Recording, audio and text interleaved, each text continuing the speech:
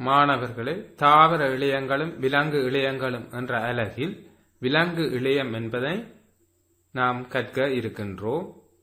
சில விலங்கு இழையங்களின் படங்களை நீங்கள் அவதானிக்கிறீர்கள். அவற்றை பற்றி விரிவாக கற்போம். இவ்வலகை கற்பதன் மூலம் நீங்கள் விலங்கு இழையங்களின் வகைகளை, மேலணி இழையத்தின் இயல்புகளை, மேலணி இழையத்தின் வகை, தொழில், காணப்படும் இடங்களை, தொடுப்பிழையத்தின் இயல்புகளை, குருதி இழையம் கொண்டுள்ள தொடுப்பிழையத்திற்கான இயல்புகளையும், குருதி இழையம் கொண்டுள்ள தொடுப்பிழையத்திலிருந்து விலகுகின்ற இயல்புகளையும் அறிந்து கொள்வீர்கள். விலங்கிழையம் பல்கல விலங்குகளில் காணப்படுகின்ற குறிப்பிட்ட ஒரு தொழிலை அல்லது பல தொழில்களை மேற்கொள்ளுகின்ற ஒரு பொது தோற்றுவாயுள்ள கலங்களின் கூட்டம் விலங்கிழையம் எனப்படுகின்றது.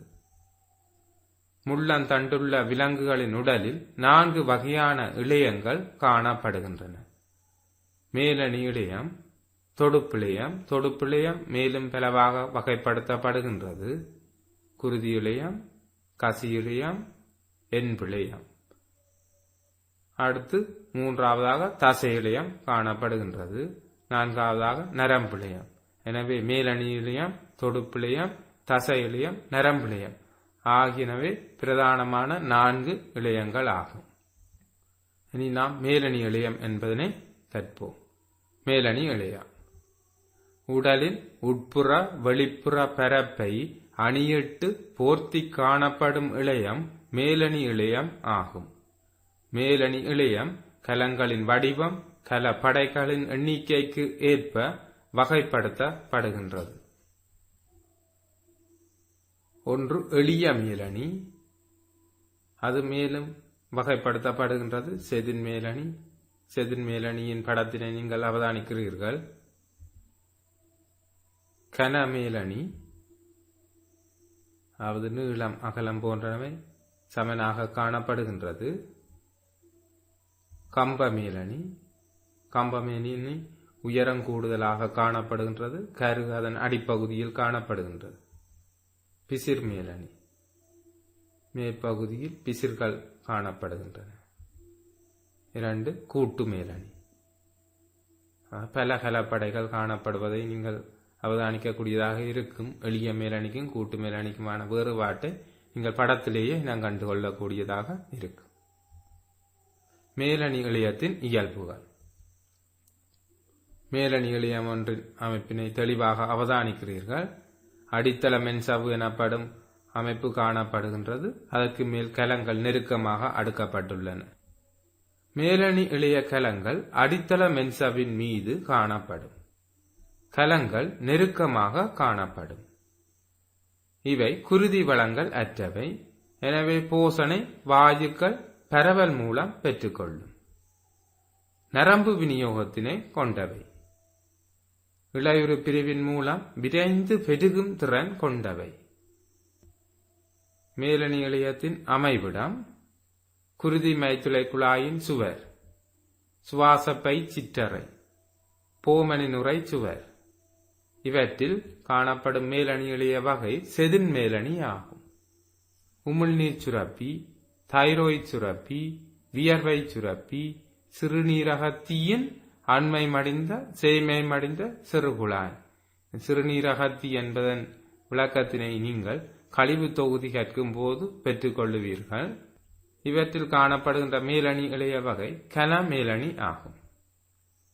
மனித உணவு பாதை, கருப்பை அகவணி, பித்தப்பை சுவர் ஆகியவற்றில் காணப்படும் மேலணி இழைய வகை கம்ப மேலணி ஆகும். வாதநாளியின் அகவணி, சுவாசப்பை குழாய்களின் அகவணி ஆகியவற்றில் காணப்படுகின்ற மேலணி இழைய வகை பிசிர் மேலணி ஆகும். பிசிர் அடிப்பு மூலம் வாதநாளில் புகும் துணிக்கைகள் வெளியேற்றப்படுகின்றன. உட்செல்லும் வழியில் உள்ள தூசு துணிக்கைகள் அகற்றப்படுகின்றது. எனவே பிசிர்களை கொண்டுள்ளது. சிறுநீர் பையில் நிலை மாறும் மேலணி காணப்படுகின்றது. இது ஒரு கூட்டு மேலணி ஆகும். மனித தோலில் படை கொண்ட செதில் மேலணி காணப்படுகின்றது. எனவே நீங்கள் மேலணி இழைய வகைகளையும் அவை எங்கு காணப்படுகின்றன என்பதனையும் மனதில் இருத்தி வைத்தல் அவசியமாகும். பரீட்சை கேள்விகளாக அமையலாம். மேலணி இழையத்தின் தொழில்கள். மேற்பரப்பு போர்வையாக இருந்து பாதுகாப்பை வழங்குதல். உடலின் உட்புற வெளிப்புற மேற்பரப்புகள் யாவற்றையும் போர்த்தி காணப்படுவதால் அதற்கு கீழாக உள்ள இழையங்களுக்கு அமுக்கம், உராய்வு, நுண்ணங்கிகளின் தாக்கம் ஆகியவற்றிலிருந்து பாதுகாப்பினை வழங்குகின்றது. 2. அகத்துறிஞ்சும் தொழிலை மேற்கொள்ளுதல். சில இழையங்கள் அகத்துறிஞ்சும் தொழிலை மேற்கொள்ளுகின்றன. சமிபாட்டு தொகுதியில் உள்ள மேலணி இழையங்கள் மூலம் சமிபாட்டு விளைவுகள் அகத்துறிஞ்சப்படுகின்றன. அதாவது குளுக்கோசு, அமினோ அமிலம், கொழுப்பமிலம், கிளிசரோல் போன்றன மேலணி இழையங்கள் மூலம் அகத்துறிஞ்சப்படுகின்றன. தூண்டல்களை பெறுதல். நாக்கு, மூக்கில் அமைந்துள்ள மேலணி இழையங்கள் சுவை, மனம் என்னும் தூண்டல்களை பெறுகின்றன. சுரத்தல் தொழிலை மேற்கொள்ள சுவாச தொகுதியில் போர்வையிடப்பட்டுள்ள மேலணி இழையம் மூலம் சீதம் சுரக்கப்படுகின்றது. வடிகட்டல் தொழிலை மேற்கொள்ள சிறுநீரகத்தியில் உள்ள போமனின் உறையினால் மேலணி இழையத்தில் மூலம் குருதி வடிகட்டப்படுகின்றது. அடுத்த இழையமாக நாம் தொடுப்பிழையத்தை நோக்குவோம். கலத்திடை தாயத்தில் அமர்ந்துள்ள நிலையில் ஒன்று அல்லது மேற்பட்ட கலவகைகளையும் நார்களையும் ஐதாக கொண்ட உடலின் பல்வேறுபட்ட இழையங்கள், அங்கங்கள் என்பவற்றை இணைப்பதுடன் ஆதாரத்தினையும் வழங்கும் இழையம் தொடுப்பிழையம் ஆகும்.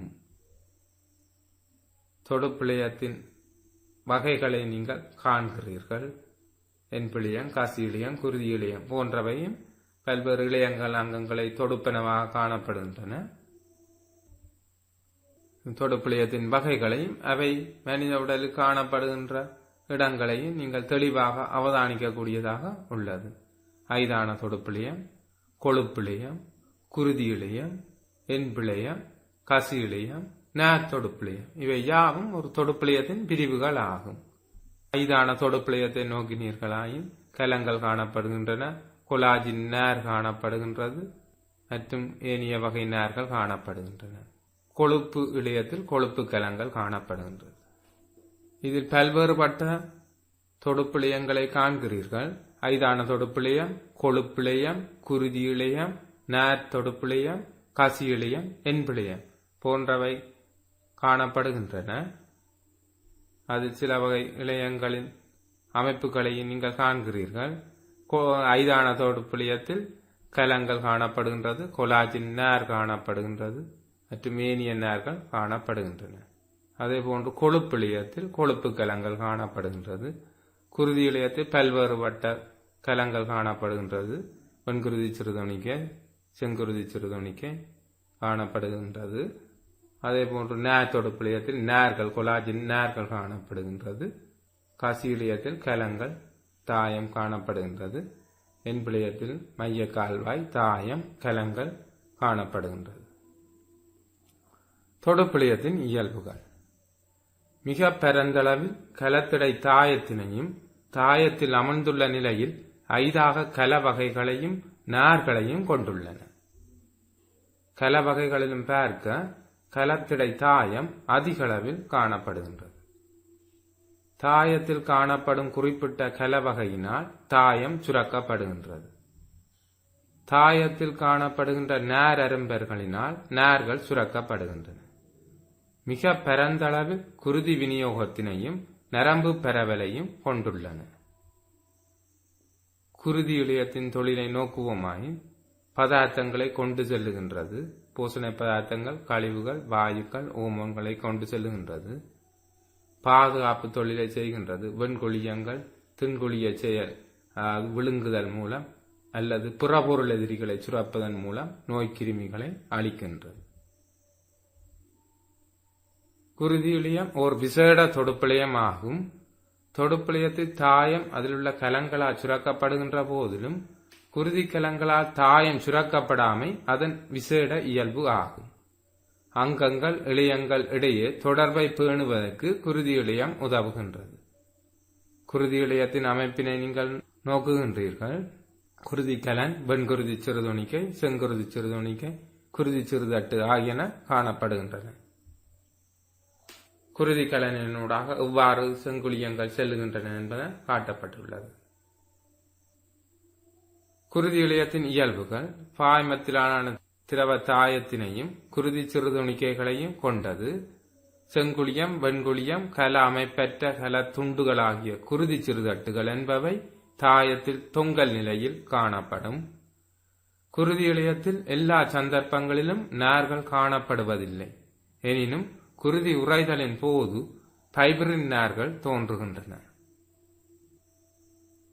சாராம்சம்: பல்கல விலங்குகளின் உடலில் காணப்படுகின்ற குறிப்பிட்ட ஒரு தொழிலை அல்லது பல தொழில்களை மேற்கொள்ளுகின்ற ஒரு பொது தோற்றுவாயுடைய கலங்களின் கூட்டம் விலங்கிழையம் எனப்படும்.